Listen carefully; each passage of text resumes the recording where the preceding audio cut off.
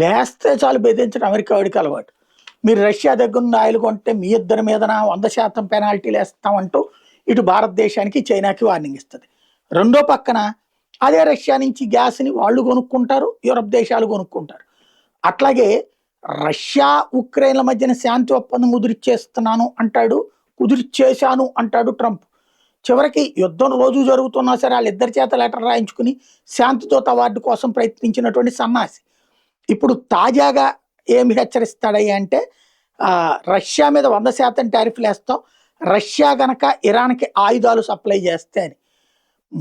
మేము ఆయుధాలు సప్లై చేస్తున్నామా చెయ్యమా అని నీకు చెప్పాం, సప్లై చేసేటటువంటి సందర్భంలో ఆపం, అమెరికా ఒత్తిడికి తల వగ్గం. మా దేశం మీదకి అమెరికాతో పాటుగా యూరోపియన్ దేశాలందరినీ పెట్టి, నాటో దేశాలందరినీ పెట్టి, ప్రపంచంలో ఉన్న ఒక వర్గాన్ని మొత్తాన్ని నీ వెనకాల పెట్టుకుని నా మీద దాడికి పంపించినటువంటి నువ్వు మమ్మల్ని శాసించగలవనుకోవడం అమాయకత్వం. ఉక్రెయిన్ అడ్డు పెట్టి జరిపినటువంటి నాటకాన్ని ఎదిరించగలిగినటువంటి వాళ్ళం, 50 దేశాలని నుంచి ఇచ్చిన ఆయుధాలని తట్టుకుని నిలబడ్డటువంటి వాళ్ళం, ఇళ్ళకేం భయపడతాం బొమ్మంటున్నాడు.